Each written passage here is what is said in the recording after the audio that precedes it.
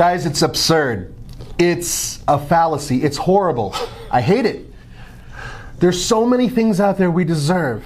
Why? Not just because we're Americans, but because we're car lovers. And this list is top 10 forbidden fruit vehicles that are not for sale in the United States, but are for sale elsewhere. And a lot of these vehicles we have a little bit of experience with, and we're going to show you little clips of that coming up. Heck yeah, and the first one on the list, number 10, is the VW Camper Van California.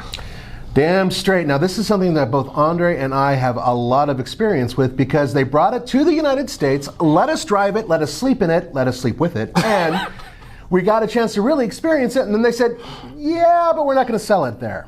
Check this out. This is me and Nathan trying to figure out exactly how to open this thing up and unfold all of its awnings. Maybe we start with the roof. Okay, so you need the key. Push the little nubble. Nubble. You gotta go to pop-up roof. That's Nice. We have to open this first. Here we go. You guys ready?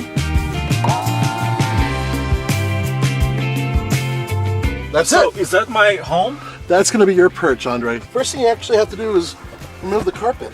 The reason why, see these tracks? I have to have access to these because this whole thing slides forward. There it goes. It is one latch. These things, Address down. so you pull this. Aha, watch this. There's that one. And there's that one. And of course, ta-da! Okay, and here in the rear hatch, there are actually 2 camping chairs, and there's a camping table inside the sliding door.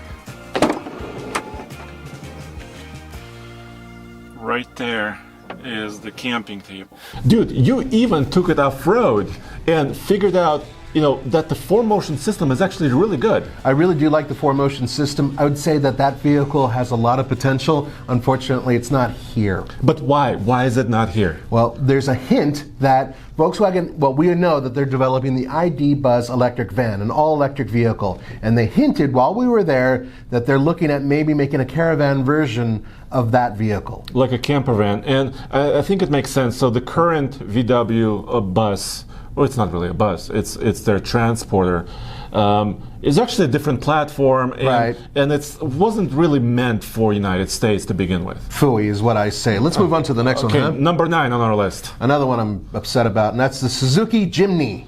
Dude, you and I were in SEMA, at SEMA 2019 in Vegas, and Right. out front there was a Jimny that was modified. That's right, it was turbocharged and it was a little badass looking vehicle.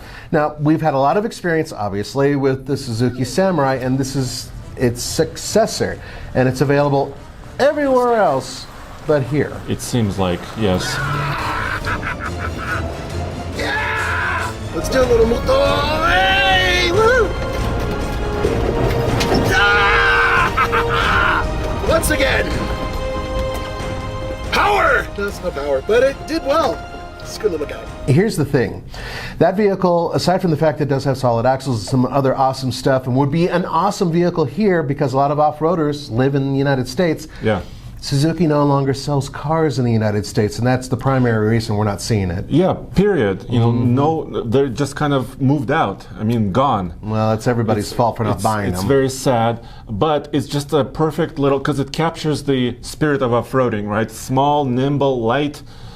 Just Inexpensive, easy to maintain, cheap to maintain. easy to modify. Yes, so it's a real shame. Maybe somehow someone will figure out a way of importing them, but I sincerely doubt it. Okay, before I totally get depressed, let's move on to number 8. That's another depressing one, and that is the Mercedes-Benz Unimog. Unimog. Oh. You know, you always say, what, Power Wagon? Yeah, don't care. Don't care, but Unimog doesn't care either. It's a beast, and the thing is that they can do anything. I mean, they're so configurable, so modifiable.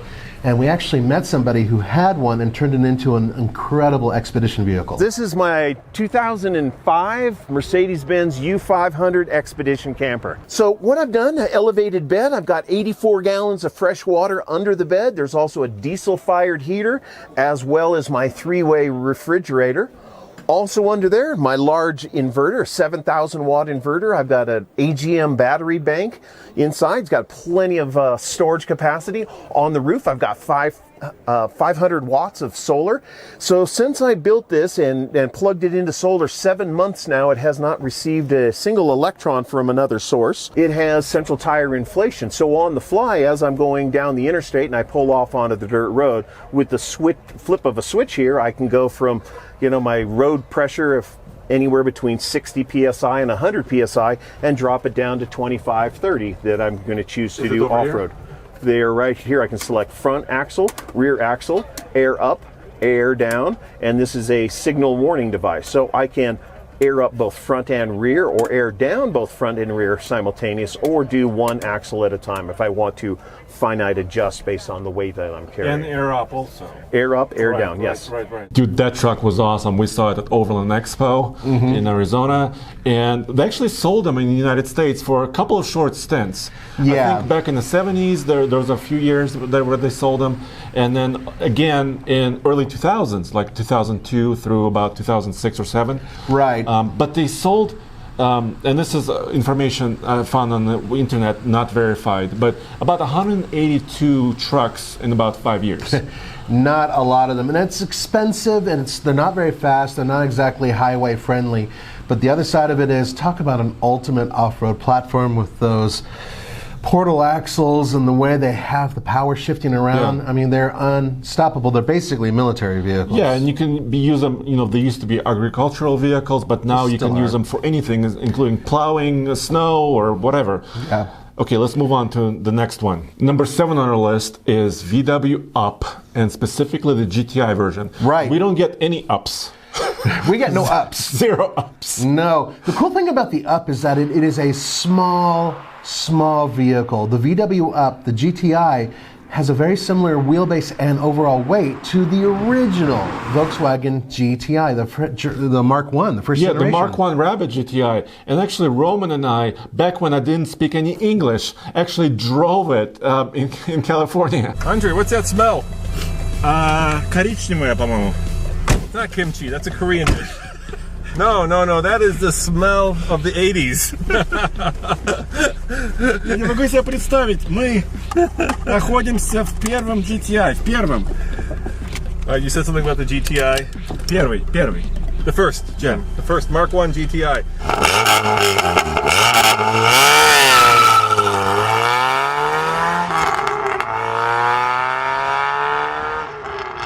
And now they created this kind of spiritual successor to it. Right. And we don't get it. No, what we do get is the regular GTI, which is a great car, but it's so much bigger by comparison. Yeah, it just grew over the years, right? Massive by comparison. And by its growth, it created the space below it where the Up would be perfect, but VW, they built it and never meant to bring it here. Like a lot of other vehicles that we haven't mentioned on this list, but Volkswagen has just said, yeah, America, sorry, not for you. All right, well, let's move on to the next one. And that is the Dacia Duster. Now, for those of you who have paid attention to old Top Gear, they love Dacia cars. And this is a small crossover / SUV for an engine rear drive, proper little 4-wheel drive vehicle. And similar to the Suzuki Jimny, we're talking about something that is very affordable, very cheap to run, and very rugged. Yeah, we haven't really experienced this, at least I haven't. But it makes sense, right? Crossovers are very popular these days, especially little rugged ones. Yep. So they would be perfect here. We've been bothering Nissan about this because Nissan is partnered with Renault and Renault is partnered with Dacia, and as such, maybe, possibly, who knows, probably not. Yeah, but in the future, in a couple of years, when maybe compact trucks might come about, right, as mid-sized trucks grow and grow and grow, right, and there's like Ford Courier potentially maybe coming, Hyundai Santa Cruz, which could be a compact truck, maybe in the future, but who knows?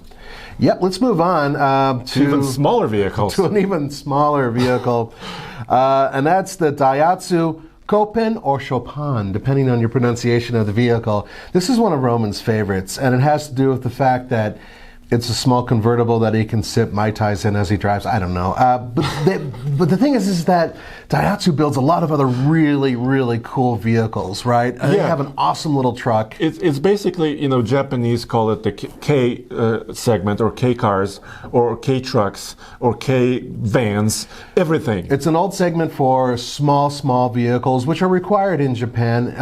There's a number that is required, and there's also a CC requirement and everything else. And the thing is, I love small vehicles, and the Hijet, which is their four-wheel drive little van, is absolutely awesome. Little tiny cylinders, little tiny van, and it can go off-road like a beast.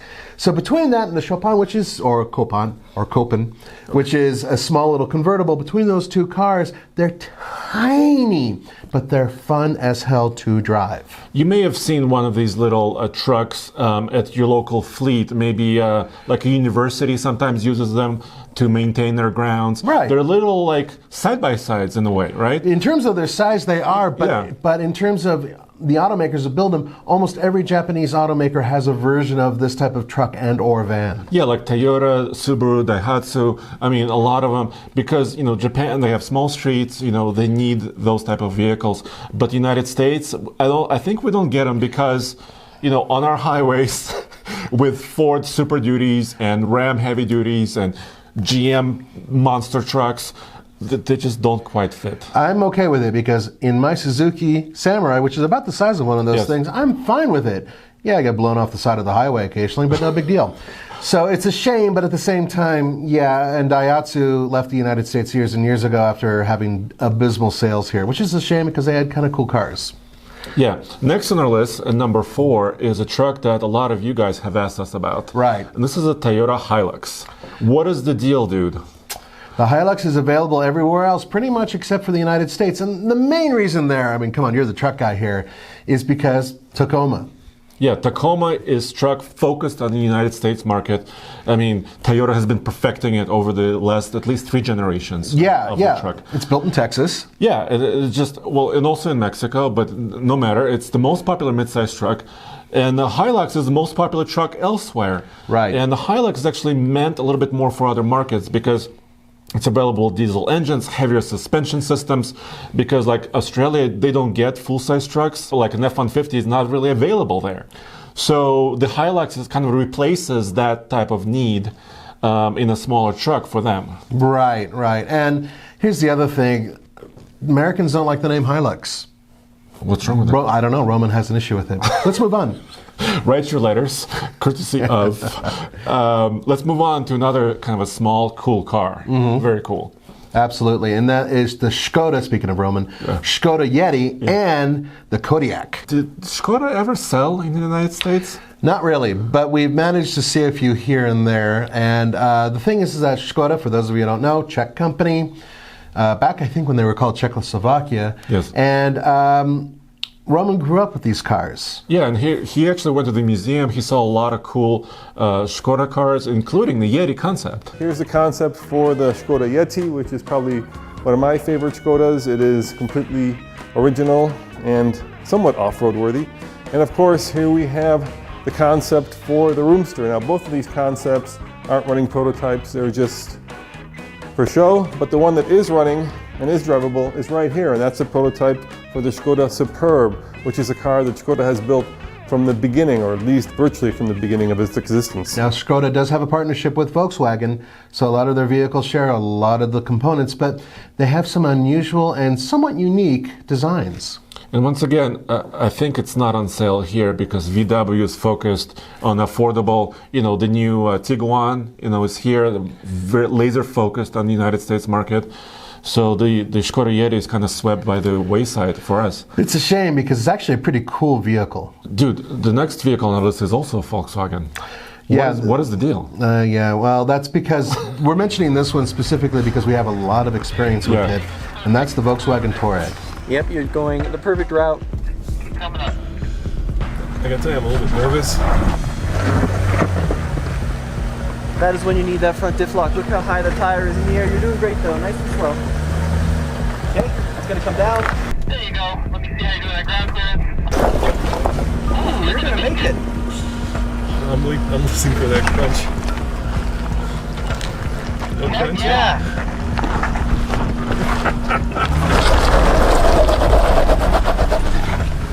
Figured it out. Oh, that was awesome. Oh God, that was a little scary. Yeah, we have one as a project vehicle, and it's awesome, right? It's one of the most advanced four-wheel drive SUVs, even though it's not really frame-based.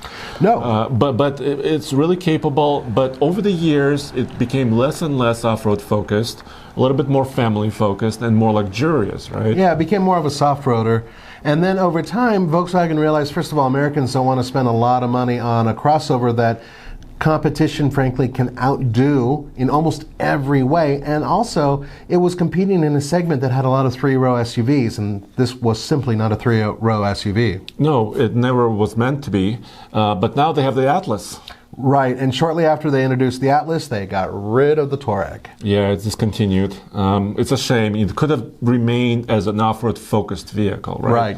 And I have no idea if they'll bring it back. I doubt it. Number one on our list Yeah. is a Citroen. Is that correct? I'm sorry, I lost it there. The Citroen C4 Cactus, or Cacti, depending on where you're from. Dude, if a car was named Cactus, dude, I would buy it. Careful not to prick yourself on the car. Actually, it's much softer than the name implies. It is actually really soft by comparison. We are talking about a front-wheel drive car that had both a small little diesel and a small petrol engine. Sure. Front-wheel drive only, even though they built it to look a little off-roady. The thing about the Cactus that makes it unique, especially the first generation, is that it had somewhat soft panels that had little bubbles on it. Yeah, like cladding. Super cladding. Yeah. To prevent damage in parking lots. And I guess somebody in France said, "My God, that is a cactus." And it's not quite. Now they have a modern version of it, an updated version, which has less of that type of cladding on it, but it still looks kind of off-roady, and it has a little bit of a lift compared to a regular hatchback. It's a crossover kind of. Right. And you know what it looks like to me? It looks like a Cherokee. A Jeep Cherokee. Oh, yeah. And speaking of Jeep, Yeah. and FCA, Okay. and PSA. So PSA is Peugeot Automotive, right? Group, Which also has- which also owns or part of. They have Citroen. That's correct. underneath. Sacre bleu. I cannot believe it. So if they're merging with FCA and Chrysler, Fiat, could we see a Citroen Cactus, or maybe even like a Peugeot wagon? Now, that's a good question, and there are some Peugeot and some Citroens out there I like. This is not one of them, but there are other ones out there that are interesting cars. The French have a very different perspective on how to build a vehicle. This is a Citroen DS, the most revolutionary car ever made. Can you guys think of any other cars you can drive on three wheels? Well, I can't, but you can with the Citroen DS. This is to demonstrate that if you really don't have a functional spare, you can still get yourself home. To be fair, the three wheels you should drive on are the driver's side rear and both fronts.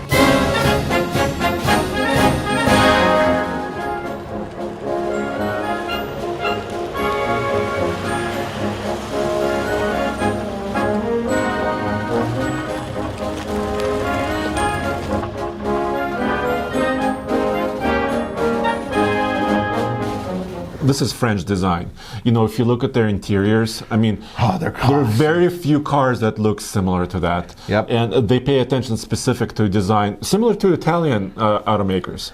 So, And that's the crazy part, right? Yeah. This would be really cool if we saw some of those cars here.